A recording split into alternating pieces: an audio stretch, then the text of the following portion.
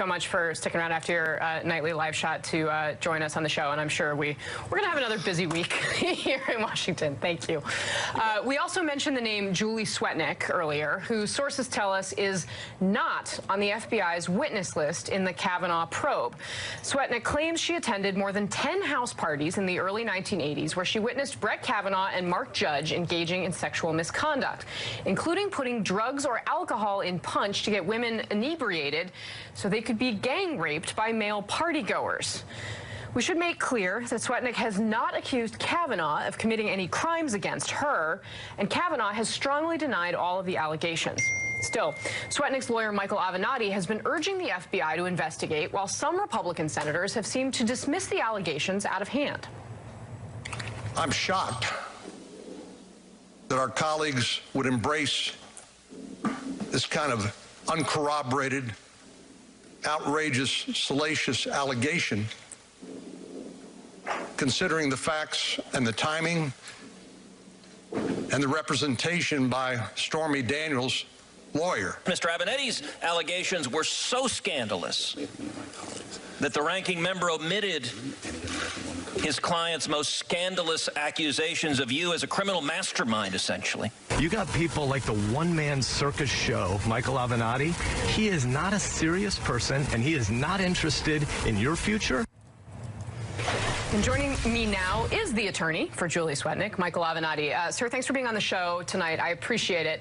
I want to start kind of where Senator Sass left off, which is a question that I've been hearing, frankly, from Democrats on Capitol Hill over the course of the past week, which is, you have political ambitions. You have not been quiet about those political ambitions. In fact, you were just in New Hampshire yesterday, I was told. And some Democrats have said to me, you know what, if Michael Avenatti, as a political animal, really cared about making sure that Judge Kavanaugh wasn't on the bench, he would have sent his client to another lawyer. Can you respond to that? Cassie, who told you that? I am not at liberty to say, right. But you, as well as I, know that occasionally information has to be withheld. Right. So Cassie, I'm just telling you, the Democrats on the Hill, and it's Casey, by the way, not Cassie, yeah, sorry. Casey, first of all, I haven't heard that from any Democrats. I have yet to hear any Democrat go on the record. I just don't believe it. It's a bunch of nonsense, and if they really believe it, then they ought to step up and use their name and go on the record like I do day in and day out. Let me finish, okay? I have a 20-year track record. I have over $1 billion in verdicts and settlements representing hard-working people around this country. I'm the current trial lawyer of the year from Public Justice for the entire nation. I got a $454 million jury verdict last year. I'm one of the finest trial lawyers in this country. I've represented one porn star in my 20-year career. I've represented Republicans. I've represented Democrats. These Republicans are going after me, and Donald Trump are going after me for one reason and one reason only, because they see me as a considerable threat. And they should see me as a threat because I am a considerable threat. Now, as it relates to my client came to me because I am a very good lawyer, and I represent my clients, and I do a very good job, as evidenced by the last 18 years of trial practice and the work that I've done for Stormy Daniels. I've done an exceptional job.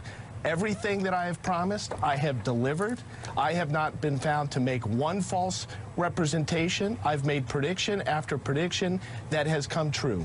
My client submitted a sworn declaration from the Senate Judiciary Committee. It's not my declaration. It's not my signature. It's her declaration under oath. She has multiple, she has multiple security clearances. Now, Ms. Ramirez is being interviewed by the FBI. That's exactly what I was going to ask you about. Right. Has the FBI come to you? Have you gone to them? What is the official status of any conversations between you two? Well, I can't go to the FBI, at least as it relates to this particular matter. We have made it known to the Senate Judiciary Committee. I have made it known publicly for a week now. We want an FBI investigation. My client wants to sit down with FBI agents immediately. I've made that clear. I've asked for it repeatedly. We haven't heard from the FBI. This investigation is a scam. it's a sham and it's a con job. And we know that because the White House is controlling who gets spoken to, who gets investigated, and who gets interviewed. How much does it take? How difficult is it for a couple FBI agents, or even one, to call me on the phone and ask to speak to my client for an hour or two? That's not a lot of resources. They don't want to talk to my client. Let me just say this. They don't want to talk to my client because they're afraid of what she may say. And if Senator Cruz and other senators on that panel and Donald Trump, if they really believed that my client was bogus, that what she said had no basis in reality, you know what they'd be doing? They would be begging for the FBI to meet with her so she would lie to these FBI agents, which is a crime, as you know, punishable by prison time. So she would lie to them, and they could make an example out of her, and they could wipe me off the face of the planet by discrediting me. Why don't they want to speak to my client? Are you aware of any people or potential witnesses who were at these parties who could corroborate your story? Many witnesses. I've spoken to many witnesses. I've been clear for the last week that there are corroborating witnesses. You know, we just didn't make this up out of whole cloth. I mean, I didn't just reach into the ether and find some woman to sign a false declaration.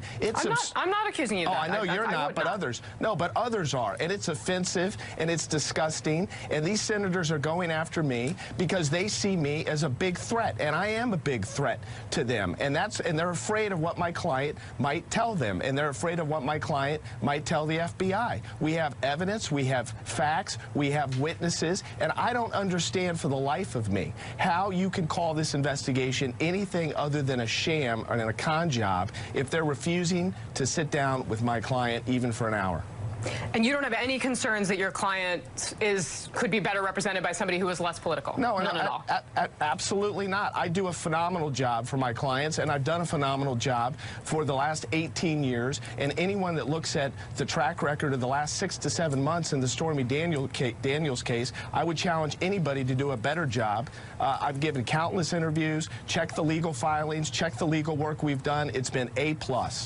All right, let's talk for a second before I let you go about your own political ambitions. Where are you in thinking through the process? And quite frankly, there's a lot of people who want to run for the Democratic nomination in 2020. How do you think your potential competitors stack up when it comes to taking on the president? Well, I've been traveling around the country raising money for Democrats, and I've received an incredible response every state that I've gone to. I think I've surprised a lot of people. I've received a lot of encouragement in various states to run. I've received a lot of encouragement from the Democratic National Committee and senior leadership within the committee, frankly, to run. And people want a fighter. And people want somebody that can actually beat Donald Trump. I don't care how much experience you have. I don't care how deep you are on policy. If you can't beat Donald Trump, you don't have any business running for the presidency of the United States in 2020, because if you can't beat Donald Trump, you go home.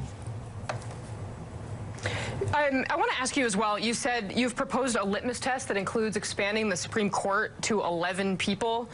Senator Amy Klobuchar responded to that. She said, quote, "I'm not going to have Michael Avenatti tell me what the litmus tests are this election." And she says that you're just trying to make a splash. Your response? Well, I don't need to make a splash. I've been making a splash for 6 or 7 months. I respect the senator. I'm not trying to tell her what the litmus test is. I'm telling her what I think the litmus test is. And, you know, some of these folks that are going to run for president, where were they when they allowed the Garland seat to be stolen from President Obama? Where were they on that seat? Had they done what they needed to do in connection with the Garland seat, then there wouldn't be so much angst right now over this particular seat. Michael Avenatti, thank you so much. I'm very interested to see the impact you are going to have on this debate. Thank you for your time. Coming up, Jonathan